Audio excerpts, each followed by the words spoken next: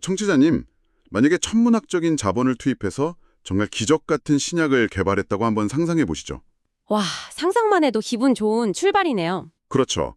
막 임상시험도 다 통과했고 규제기관 승인도 완벽하게 받았습니다.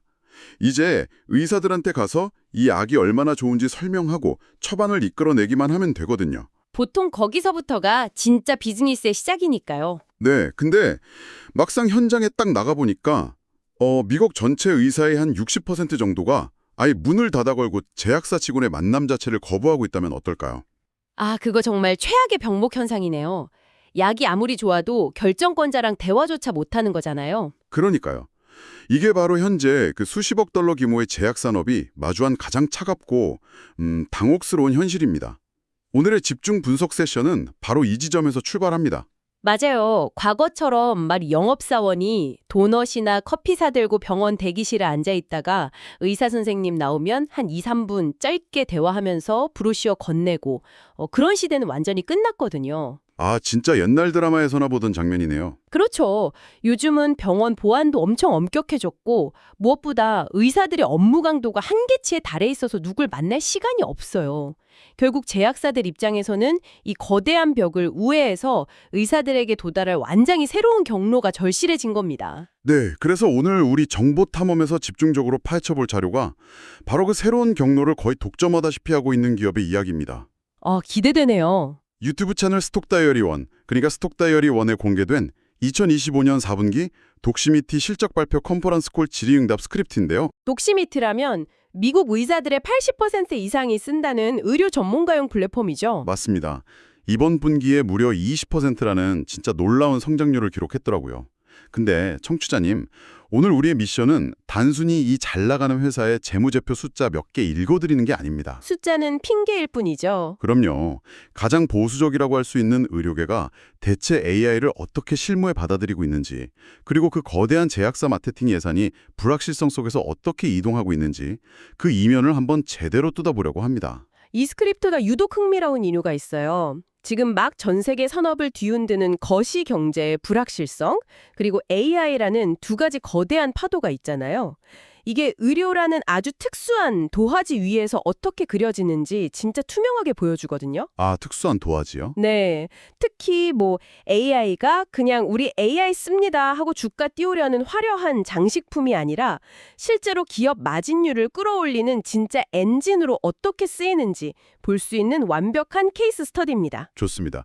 그럼 그 20% 성장이라는 강력한 숫자의 이면에 있는 AI 이야기, 자, 이 부분을 하나씩 풀어볼까요? 네, 스크립트 보면 경영진 중 한 명인 제프가 한 이야기가 나와요. 최근에 가장 큰 고객사랑 제약 자문위원회를 열었는데 파마 어드바이저리 보드 같은 거군요. 네, 맞습니다. 거기서 역대 최고 참석률을 기록했다고 해요.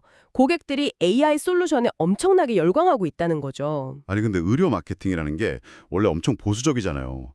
일반 소비재처럼 카피 막 바꿀 수 있는 것도 아니고. 그렇죠.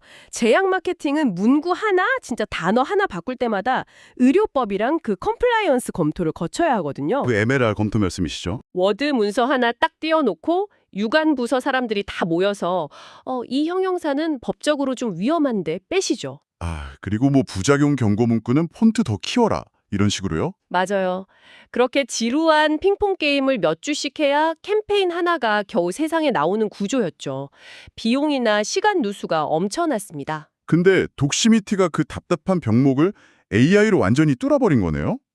제 비유가 맞는지 한번 들어보세요. 과거에는 워드 문서 하나로 끙끙댔다면 이제는 법적 검토를 이미 통과한 안전한 단어나 문구들을 막 수천 개 옵션이 담긴 스프레드시트 형태로 AI한테 그냥 툭 던져주는 거죠. 정확합니다. 아주 직관적인 비유네요. 그러면 AI 알고리즘이 그 수많은 옵션들을 이리저리 조합해서 특정 의사들의 과거 반응 데이터를 바탕으로 이 의사한테는 이 문구 조합이 클릭률이 제일 높다. 이거 실시간으로 찾아내는 거잖아요. 네. 그래서 이게 단순한 유행어가 아니라 실제 수익성으로 바로 직결이 되는 거예요. 여기서 주목할 만한 흥미로운 점은 이 AI 최적화 패키지를 구매한 고객들이 다른 고객들보다 평균 2배나 빠르게 성장하고 있다는 걸 숫자로 증명했다는 겁니다. 와, 2배요? 진짜 대단하네요. 근데 약간 의구심이 드는 부분이 있어요. 어떤 부분이죠? 요즘 다들 AI 한다고 막 천문학적인 컴퓨팅 비용이랑 인건비 쏟아부으면서 피를 흘리고 있잖아요. 근데 안나, 그 경영진 안나의 답변을 보니까 독시미티는 AI 투자 초기 단계인데도 50% 이상의 조정 에비타 마진 가이던스를 제시하더라고요. 아, 50% 마진이요? 네. 아니 100원 벌어서 50원을 남긴다는 건데 투자가 이렇게 들어가는데 그 회수 기간은 대체 언젠가요? 이거 당장에 마진을 깎아먹고 있는 건 아닐까요? 무리해서 쥐어짜는 느낌도 들고요. 그 질문은 재무 수치 볼 때 당연히 던져야 하는 아주 날카로운 포인트입니다. 근데 안나가 제시한 근거를 보면 이게 단순한 비용 통제가 아니에요. 그럼 뭐죠? 가장 핵심적인 팩트가 뭐냐면 지난 1년 동안 충분한 추가 인력 충원 없이도 비즈니스를 20%나 확장했다는 사실입니다. 아, 사람을 안 뽑고 매출만 20% 올렸다고요? 네, 만약 AI 투자가 그냥 인프라만 깔아놓는 보여주기식이었다면 그 늘어나는 고객들 요구 감당하느라 마케팅팀이나 운영팀 인력을 기하급수적으로 늘렸어야 했거든요. 보통은 그렇죠. 매출이 커지면 사람도 비례해서 뽑아야 하니까 악순환이 생기잖아요. 맞습니다. 하지만 독시미티는 AI로 직원들의 생산성 자체를 레버리지한 거예요. 예전엔 10명에 붙어야 했던 캠페인 최적화를 AI가 대신 해주니까 덩치가 커져도 고정비인 인건비가 안 늘어나는 거죠. 이게 AI 투자가 이미 결실을 맺고 있다는 가장 강력한 증거입니다. 그러니까 머리수 싸움이 아니라 진짜 기술로 운영 효율성을 극대화했다는 거네요. 자, 여기서 우리 청취자님들이 정말 흥미로워하실 만한 부분으로 넘어가 보겠습니다. 대화의 초점을 도대체 누구를 타겟팅하는가로 돌려볼게요. 아까 오프닝에서 잠깐 언급했던 그 부분인가요? 네, 맞습니다. AI로 아무리 마케팅을 기가 막히게 최적화해도 정작 그걸 읽어줄 의사를 만나지 못하면 허봉에 소리치는 거잖아요. 아까 의사의 약 60%가 영업사원을 안 만난다고 했죠? 네, 5명 중 3명의 의사가 소위 말하는 대면 거부 의사, 노시 피지션이라는 통계도 있죠. 와, 5명 중 3명이요? 이거 완전 입장이 엄격하게 통제된 VIP 클럽이네요. 영업사원들이 문 앞에서 그냥 문전복대 당하는 거잖아요? 그렇죠. 과거에는 철저히 발품 중심이었어요. 영업사원이 병원 몇 번 갔고 샘플 몇 개 두고 왔냐가 성과의 기준이었는데 이제 그 데이터가 완전히 붕괴된 겁니다. 그럼 제약사들은 이 VIP 클럽의 문을 어떻게 여나요? 여기서 독시미티의 클라이언트 포털에 추가된 새로운 기능이 빛을 발합니다. 마케터들이 로그인해서 타겟 의사 리스트를 업로드해요. 그러면 플랫폼이 정확히 알려줍니다. 이 1000명의 의사 중에 600명은 현장 영업사원을 절대 안 만나는 분들입니다 하고요. 오, 정확한 비율을 보여주는군요. 네. 그리고 나서 이것을 더 큰 맥락에서 연결해보면 하지만 우리 플랫폼을 통해서 이 600명 중 80%가 당신네 신약 데이터를 읽게 만들었습니다 라고 증명해버리는 거예요. 와, 이거 마케터 입장에서는 진짜 회사 임원진한테 내 성과를 실시간으로 완벽하게 증명할 수 있는 치트키를 얻은 거네요. 영업사원들이 못 뚫는 물을 제가 데이터로 뚫었습니다 하면서요. 맞아요. 그래서 제약 영업의 권력이 현장 영업사원에서 데이터 기반의 마케터 중심으로 완전히 이동하고 있는 겁니다. 투자 대비 수익, 그러니까 ROI를 완벽하게 실시간으로 증명하니까요. 그러니까 제약사들이 여기다 돈을 쏟아붓는 거군요. 실제로 이번 분기 순매출 유지율이 119%잖아요. 기존 고객들이 이탈은커녕 예산을 19%나 늘렸다는 건데 대형 고객들은 성과가 더 좋았다고 하고요. 소프트웨어 비즈니스에서는 진짜 최상위권의 지표죠. 근데 청취자님, 여기서 아주 흥미로운 역설이 하나 등장합니다. 이렇게 실적이 좋고 경영진도 두나 조짐이 전혀 없다고 자신만만하게 말했단 말이죠. 네, 그랬죠. 근데 도대체 왜 내년도 고객 예산 성장률 가이던스가 기존 7%에서 5% 범위로 확 낮춰서 잡은 걸까요? 신호등이 다 파란불인데 굳이 브레이크를 밟는 이유가 뭘까요? 이게 숫자만 보면 되게 지나치게 보수주의 아니냐 할 수 있는데 차분하게 경영진의 의도를 뜯어봐야 합니다. 새 정부 출범 이후에 이어질 약 6개월간의 정책적 불확실성이라는 어떤 큰 구름을 보고 있는 거예요. 아, 선거 이후의 불확실성이요? 네, 물론 저희가 여기서 어떤 특정 정부의 정책 방향이나 정치적인 판단을 하려는 건 절대 아니고요. 철저히 중립적인 관점에서 사실만 말씀드리는 겁니다. 당연하죠. 우리는 비즈니스 팩트만 보니까요. 제약사라는 거대한 조직은 그런 과도기나 정책 변화의 조짐이 보이면 일단 본능적으로 지갑을 닫고 관망하거든요.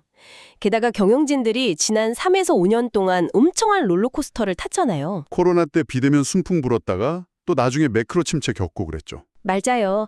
그걸 겪으면서 뼈저리게 배운 교훈이 예산은 언제든 하룻밤새 가변 적을 수 있다라는 겁니다. 아, 당장 눈앞에 둔화가 없어도 하방 압력에 대비하는 거군요.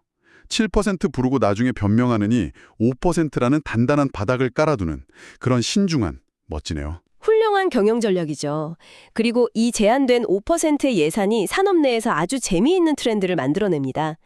이걸 마케팅 산업에서는 질적 우위로의 도피라고 부르거든요. 질적 우위로의 도피요. Flight to Quality. 네, 예산이 넘쳐날 때는 제약사들도 다양한 실험을 해요. 1년 전만 해도 여러 고객사들이 프로그래매틱 광고 같은 데다가 돈을 써봤거든요. 일반 인터넷 기사 옆에 배너 띄우는 식이요. 아, 스크립트에서 본 기억이 나네요. 근데 최근에 확인해 보니까 그 실험들이 실패하거나 독시미티만큼 수익률이 안 나와서 다시 돌아오고 있다면서요. 정확합니다. 불확실성이 커질수록 마케터들은 진짜 효과가 있는 특정 분야 전문 채널, 그러니까 이런 엔데믹 플랫폼에만 예산을 집중하는 거죠. 불황기에는 넓게 금을 던지는 게 아니라 표적만 정확히 쏘는 저격총을 든다는 거네요. 근데 제가 여기서 좀 궁금했던 게 있어요. 예산이 다 독시미티로 쏠리면 플랫폼 안에 광고가 엄청 꽉 찰 텐데 그럼 의사들이 피로감을 느끼지 않나요? 직관적으로 당연히 그렇게 생각하시겠죠. 근데 팩트체크를 해보면 정반대입니다. 뉴스피드에서 기사를 탭하는 횟수가 전년 대비 무려 30% 이상 증가했어요. 잠깐만요. 진짜요? 광고가 늘었는데 클릭을 더 한다고요? 네, 여기엔 두 가지 비밀이 있습니다. 첫째는 의사들이 정보를 어떤 X, 그러니까 예전 트위터 같은 플랫폼이 쇠퇴하고 있다는 점이에요. 아, 그 메디컬 트위터요? 맞아요. 정책이 바뀌면서 잡음도 많아지고 하니까 의사들이 거길 떠나서 안전하고 정제된 독시미티로 대거 이주하는 마이그레이션 현상이 벌어진 겁니다. 트래픽 자체가 엄청나게 넘어왔군요. 그리고 두 번째가 핵심인데 광고 부하, 즉 애드로드 자체를 무식하게 늘린 게 아니에요. 의사들의 실제 업무 동선 안으로 광고를 영리하게 분산시켰습니다. 업무 동선이라면 어떤 걸 말씀하시는 건가요? 예를 들면 진료 현장 모듈에서 약을 처방할 때나 그 약이 보험 처리가 되는지 처방집을 검색할 때 딱 그 타이밍에 제약사 스폰서 정보가 뜨게 하는 거죠. 아, 광고가 아니라 진료에 필요한 실시간 데이터처럼 보이게 만들었네요. 그렇죠. 그래서 시장 성장률의 200배가 넘는 속도로 점유율을 뺏어오고 있는 겁니다. 와, 이거 진짜 대단하네요. 자, 지금까지는 약간 채널 내부의 경쟁을 봤는데 대화 스케일을 좀 키워서 산업 전반의 외부 요인, 그 정부 규제 얘기를 좀 해보죠. 아주 중요한 화두죠. 스크립트 보면 애널리스트가 좀 도발적인 질문을 해요. 의약품 리베이트 금지법이나 대중을 향한 TV 광고, 그 DTC에 대한 세금 공제 혜택이 폐지되면 어떡할 거냐고요? 네, 만약 대중광고 예상이 막히면 그 돈이 전부 의사 채널인 독시미티로 오지 않겠냐는 거죠? 제 생각에도 총치자님, 이건 무조건 엄청난 호재 아닐까요? 돈이 쏟아져 들어오는 거잖아요. 이는 매우 중요한 질문을 던집니다. 하지만 경영진은 섣부른 지대를 경계하죠. 대중 마케팅 부서랑 의사 마케팅 부서는 완전히 단절된 거대한 조직이거든요. 아, 하루아침에 예산이 뚝딱 넘어가는 구조가 아니라는 거군요. 네, 디지털 전환처럼 아주 점진적으로 일어날 거라고 분석합니다. 그래서 회사는 단순히 수혜를 기다리는 게 아니라 아까 말한 처방집 모듈 같은 곳에 적극 투자하고 있어요. 가격이나 보험 투명성을 제공하는 거 말이죠? 맞습니다. 의사와 환자 모두에게 필요한 투명성을 미리 구축해서 정부가 주도하는 우선순위 변화에 선제적으로 부응하고 있는 거죠. 어떤 규제가 와도 흔들리지 않는 인프라를 깔고 있네요. 그리고 비즈니스 안정성 얘기나 나와서 말인데 그 통합 프로그램 얘기도 빼놓을 수 없잖아요. 맞아요. 그게 향후 재무구조의 핵심입니다. 과거에는 제약사들이 분기별이나 계절별로 캠페인을 단발성으로 했거든요. 변동성이 너무 컸죠. 연말에 예산 남으면 쓰고 막 이런 식이요. 네, 근데 1월에 대거 출시된 이 통합 프로그램은 연간 단위 계약입니다. 덕분에 향후 3년 동안은 연간 매출 곡선이 훨씬 예측 가능하고 일관된 형태로 변할 거예요. 기업의 재무적 안정성, 계절성 극복까지 완벽하게 세팅을 마친 거군요. 자, 청취자님, 오늘 정말 엄청난 속도로 깊이 있는 내용들을 탐험해봤습니다. 한번 싹 정리해볼까요? 네, 아주 밀도 높은 시간이었죠. AI가 어떻게 단순한 기능이 아니라 실제 비즈니스 마진을 50%까지 끌어올리는지, 그리고 그 만날 수 없는 의사들을 타겟팅하는 데이터의 힘이 얼마나 강력한지 봤고요. 거시적 불확실성 속에서 가이던스를 5%로 낮추는 신중함, 그리고 메디컬 트위터의 쇠틀을 기회로 점유율을 확보한 전략까지 정말 완벽한 마스터 클래스였습니다. 맞습니다. 그래서 전문가님, 이 내용이 우리 청취자님들한테 궁극적으로 어떤 의미가 있을까요? 이건 단순히 어떤 의료 플랫폼의 실적 발표가 아닙니다. 이 정보 과잉의 시대에 타겟 고객이 가장 필요로 하는 핵심 업무 동선에 깊숙이 침투한 플랫폼만이 이 AI 파도를 타고 어떻게 살아남는지 보여주는 완벽한 생존의 법칙인 거죠. 아, 생존의 법칙. 아주 와닿네요. 그래서 청취자님, 오늘 이 모든 게 대체 무슨 의미일까요? 마지막으로 좀 도발적인 상상을 하나 해보며 마무리할까 합니다. 어떤 상상이죠? 청취자님 한번 상상해 보시죠. 이제 미국 의사의 절반 이상이 기존 방식대로 영업사원을 만나서 토론하지 않습니다. 오직 독시미티 같은 AI 기반 플랫폼의 아주 정교한 알고리즘을 통해서만 새로운 약과 치료법에 대한 정보를 얻게 되는 겁니다. 네, 이미 현실이 되고 있는 일이죠. 그렇다면 우리의 건강과 생명에 직결되는 최신 의료 혁신, 그 발견의 과정이 완벽하게 최적화된 마케팅 알고리즘의 손에 전적으로 맡겨지는 이 미래, 과연 이것은 극단적인 정보의 효율성일까요? 아니면 우리도 모르는 사이에 진행되는 또 다른 형태의 통제일까요? 와, 생각의 차원을 완전히 뒤집는 질문이네요. 오늘 우리가 나눈 이야기를 바탕으로 청취자님도 한번 깊이 생각해 보시는 계기가 되었으면 좋겠습니다. 자, 오늘의 집중 분석 세션은 여기까지입니다. 함께해 주셔서 감사합니다. 네, 다음에도 새롭고 깊이 있는 통찰로 찾아뵙겠습니다. 감사합니다.